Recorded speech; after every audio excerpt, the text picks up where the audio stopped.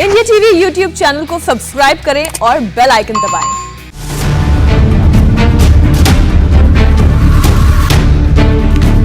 नमस्कार, आप देख रहे हैं इंडिया टीवी। आपके साथ मैं हूं मीनाक्षी जोशी और अब शुरू हो रहा है इलेक्शन शो। अब की बार किसकी सरकार, जिसमें हमारी नजर है उत्तर प्रदेश, पंजाब और उत्तराखंड, यानी उन राज्यों में जहां होने वाला है विधानसभा चुनाव 2022 के दंगल पर हमारी रहेगी नजर।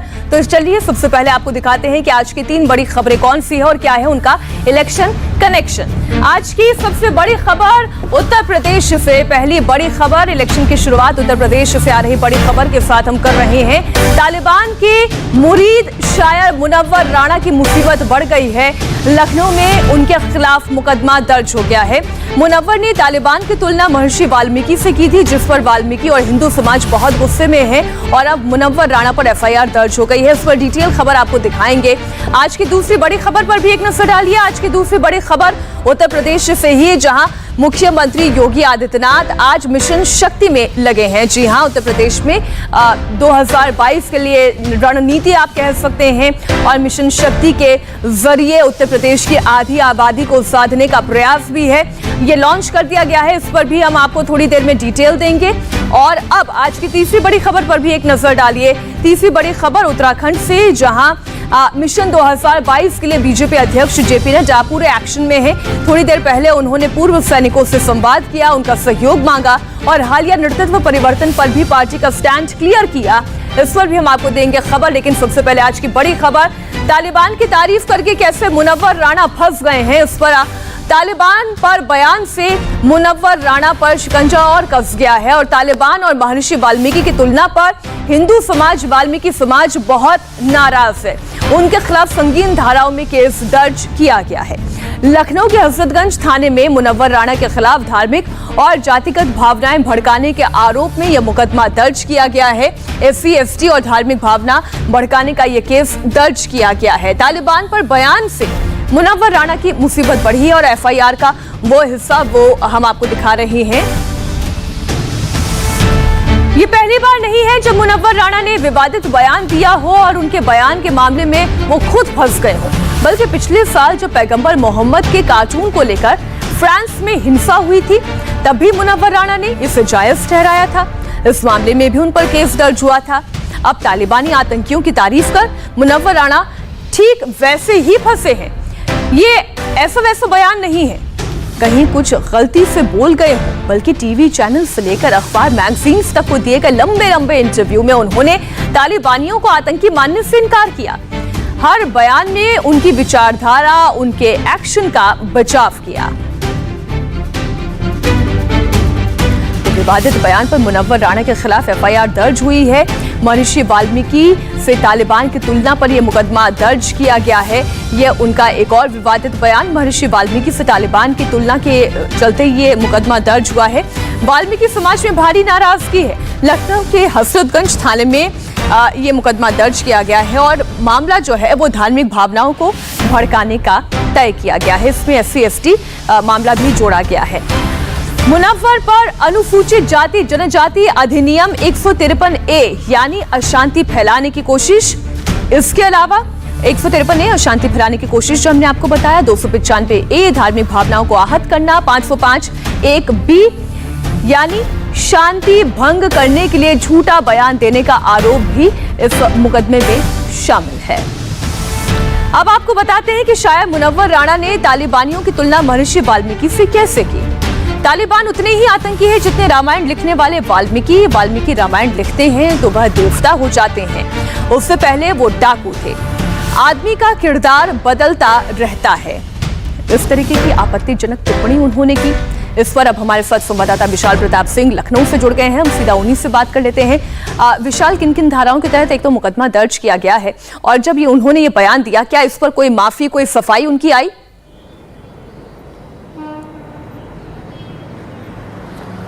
देखिए मीनाक्षी, लखनऊ के हजरतगंज थाने में मुनव्वर राणा की तरफ से ये मुकदमा जिनको शिकायत की गई थी मुनव्वर राणा के खिलाफ, उसमें ये मुकदमा दर्ज किया जा चुका है। वाल्मीकि समाज की जो नाराजगी थी, नाराजगी के बाद हजरतगंज थाने में ये मामला दिया गया था और जिसके बाद रात में 8:30 बजे के करीब हजरतगंज थाने में मुनव्वर राणा के खिलाफ स्ट्रिक्ट सेक्शंस के तहत ये मुकदमा दर्ज किया गया है, जिसमें मुनव्वर राणा को नामजद आरोपी बनाया गया है। और ये भी मुमकिन है कि इस पूरे मामले में मुनव्वर राणा अगर माफ़ी नहीं मांगते हैं तो विधिक कड़ी कानूनी कार्रवाई की जाएगी, ये भी कहा गया है हजरतगंज पुलिस की तरफ से। लेकिन जो इसमें शिकायत करता है BL भारती, उन्होंने साफ कहा है कि इस पूरे मामले में मुनव्वर राणा अगर माफ़ी नहीं मांगते हैं तो इस पूरे केस को फॉलो किया जाएगा और ये कोशिश की जाएगी कि मुनव्वर राणा के इस पूरे मामले में गिरफ्तारी भी हो। लेकिन जिस तरीके से मुनव्वर राणा के खिलाफ लखनऊ के हजरतगंज थाने में मुकदमा दर्ज किया है, ये कहा जा सकता है कि मुनव्वर की मुसीबतें जो हैं वो निश्चित तौर पर बढ़ गई हैं। लेकिन ये उनका कोई पहला बयान नहीं है जिसकी वजह से वो फंसे हो। हाँ, ये जरूर है कि अब इस बयान की गंभीरता और ज्यादा है क्योंकि आपके अपने देश का मामला है, यहाँ की जातियों का, यहाँ के समाज का मामला है। लेकिन मुनव्वर राणा अपने इसी तरीके के विवादित बयानों के लिए जाने जाते हैं। अभी कुछ ही दिन पहले की बात कर लें, ये वही मुनव्वर राणा है जो ये कह रहे थे कि उत्तर प्रदेश में अब उनका मन नहीं लगता है, अगर योगी आदित्यनाथ फिर से मुख्यमंत्री बन गए तो वो उत्तर प्रदेश छोड़ देंगे। इस तरीके के बयान वो दे रहे हैं।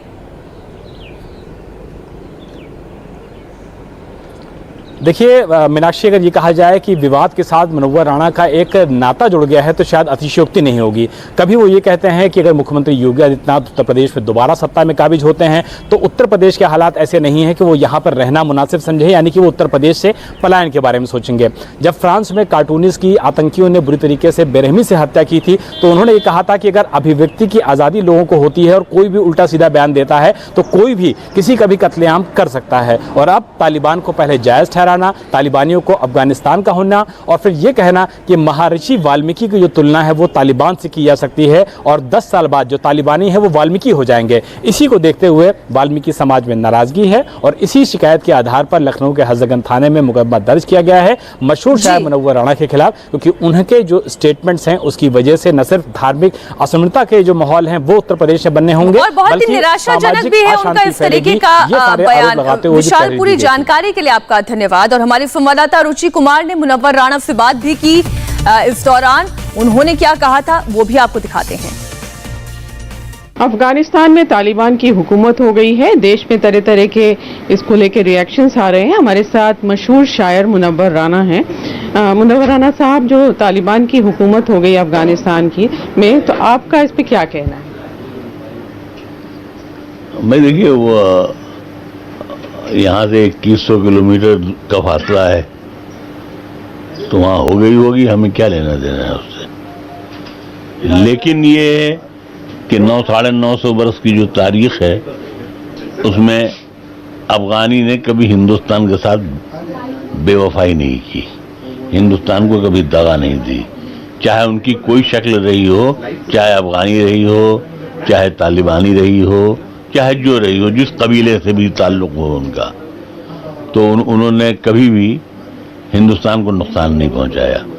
हिंदुस्तान को अफगानी से या तालिबानी से डरने की कोई ज़रूरत नहीं है।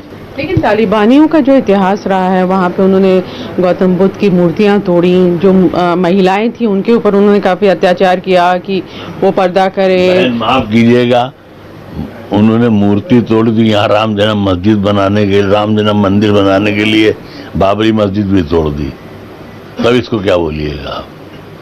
ये तो भाई दुनिया की अपनी पॉलिसियां हैं, कोई कुछ कर रहा है, कोई कुछ कर रहा है, कोई कुछ कर रहा है, तो कोई पाक नहीं है। भाई माफ कर दीजिएगा, अगर यहाँ अभी किसी से कोई कहे कि अभी हमसे कोई आगे कहे कि कहो जय श्री राम और हम नहीं बोलें तो हमको जूतों से मारना शुरू कर देंगे। तो जो अग्रेसिव लोग हैं ये दुनिया के हर हिस्से में पाए जाते हैं। अगली बड़ी खबर भी उत्तर प्रदेश से ही है, जहां मिशन शक्ति के तीसरे फेज की शुरुआत हो रही है। जी हां, इस वक्त की एक और बड़ी खबर, उत्तर प्रदेश में मिशन शक्ति के फेज 3 की शुरुआत हो रही है। मुख्यमंत्री योगी आदित्यनाथ और केंद्रीय वित्त मंत्री निर्मला सीतारमण ने इस सीजन को लॉन्च किया है और इस सीजन की इस योजना को लॉन्च किया है। मिशन शक्ति महिला सशक्तिकरण की योजना है और इसे लॉन्च करके महिलाओं को रोजगार, महिलाओं को सुरक्षा का वादा और इसके जागरूकता अभियान के तौर पर इसे आप देखिए। इस दौरान 47 जिलों की 75 महिलाओं को सम्मानित भी किया जाएगा। ये योजना है क्या, अब ये भी आपको डिटेल में समझाते हैं। आज उत्तर प्रदेश में मिशन शक्ति के तीसरे फेज की शुरुआत हुई। महिला सशक्तिकरण के लिए मिशन शक्ति योजना चलाई जाती है। अब इस योजना के बारे में बताएं। ये तीसरे फेज की आज शुरुआत हुई है। महिला सशक्तिकरण के लिए मिशन शक्ति की शुरुआत की गई थी और रोजगार सुरक्षा के लिए जागरूकता अभियान चलाए जाएंगे। 47 जिलों की 75 महिलाओं का सम्मान भी किया जाएगा। महिलाओं की पेंशन की योजना का जो अमाउंट है वो भी बढ़ाया गया है। 451 करोड़ ट्रांसफर किए गए हैं। इसमें हम बात करें 29 लाख से ज्यादा महिलाओं के खातों में पेंशन ट्रांसफर हुई है। महिला पेंशन योजना में 1.73 लाख नए लाभार्थियों को जोड़ा गया है। कन्या सुमंगला योजना की अगर बात करें तो यहां पर भी 30 करोड़ से ज्यादा पैसा ट्रांसफर किया गया है। 1,56,00,000 बेटियों के खातों में रुपए ट्रांसफर किए गए हैं। 59,000 पंचायतों में आज मिशन शक्ति सेंटर की शुरुआत भी की गई है। पूरी तरीके से महिलाओं को, बच्चियों को केंद्रित करते हुए ये योजना लाई गई है। लखनऊ में ही आज वित्त मंत्री निर्मला सीतारमण उभरते हुए सितारे फंड को भी लॉन्च करेंगी। ये फंड एमएसएमई कंपनियों के लिए बूस्टर डोज की तरह काम करेगा। एक्सपोर्ट को बढ़ावा देने के लिए ये फंड लाया गया है। एक्सिम बैंक और सिडबी की तरफ से ये काम करेगा और दोनों बैंकों को 40-40 करोड़ की फंडिंग दी जाएगी। 100 से ज्यादा प्रस्तावों को पाइपलाइन में रखा गया है जिससे महिलाओं का भला होगा। संवाददाता विशाल हमारे साथ जुड़े हुए हैं, हम उनसे इस बारे में और जानकारी ले लेते हैं। देखिए, महिलाओं को टारगेट करते हुए ये योजना बनाई गई है, ये उनके फायदे के लिए है, लेकिन इससे बीजेपी को भी फायदे का डायरेक्ट कनेक्शन नजर आता है क्योंकि चुनावी साल है और चुनावी साल में आधी आबादी से डायरेक्ट बीजेपी अपने आप को कनेक्ट कर पा रही है।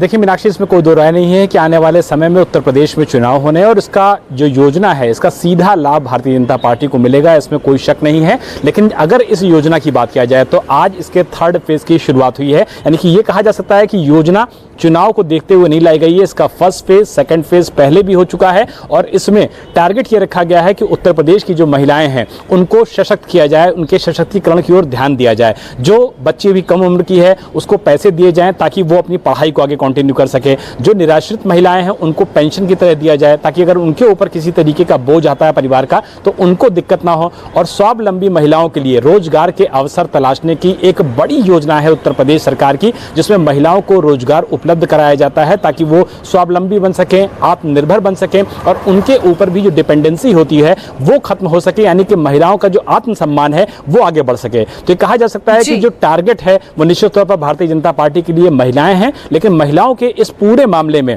1st फेज, 2nd फेज पूरी तरीके से अच्छा तरीके से निपट चुका है और अब 3rd फेज आ रहा है। तो ये कहा जा सकता है कि जिस तरीके से तो महिलाओं को ये डायरेक्ट गिफ्ट मिला है और योगी आदित्यनाथ इस कार्यक्रम को संबोधित करना शुरू कर चुके हैं। हम सीधा इस कार्यक्रम में आपको लिए चलते हैं। राज्य महिला आयोग की अध्यक्ष श्रीमती बिमला बाथम जी, प्रदेश के मुख्य सचिव, अपर मुख्य सचिव गृह, पुलिस महानिदेशक, पुलिस प्रशासन से जुड़े हुए सभी अधिकारीगण, प्रदेश के प्रत्येक जनपद से यहां पर उपस्थित मिशन शक्ति के प्रथम और द्वितीय चरण में अपने अपने क्षेत्र में जिन्होंने उत्कृष्ट कार्य किया है उन सभी संगठनों और संस्थाओं से उपस्थित सभी बहनें,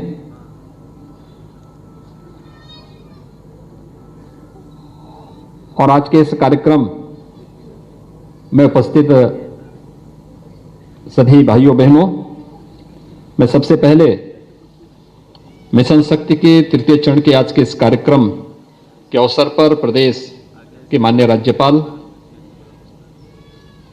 समारोह की मुख्य अतिथि, समारोह की विशिष्ट अतिथि और आप सभी का रक्षाबंधन के पूर्व के आज के इस कार्यक्रम में हृदय से स्वागत करता हूं, अभिनंदन करता हूं।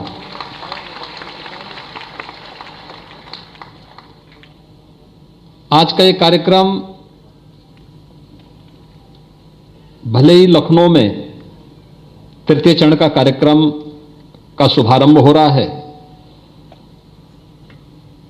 और आजादी के अमृत महोत्सव कार्यक्रम के अवसर पर मिशन शक्ति के प्रथम और द्वितीय चरण में जिन 75 तो उत्तर प्रदेश में मिशन शक्ति का तीसरा फेज लॉन्च हो गया है और अब वक्त एक छोटे से ब्रेक का। ब्रेक के बाद उत्तराखंड में बीजेपी का मिशन 2022 ये तस्वीर भी होगी आपके सामने, आप देखते रहिए। नमस्ते, मैं हूं मीनाक्षी जोशी। वीडियो और खबरों से अपडेट रहने के लिए India TV YouTube channel subscribe करें, बेल आइकन दबाना ना भूलें। जुड़े रहें इंडिया टीवी के साथ।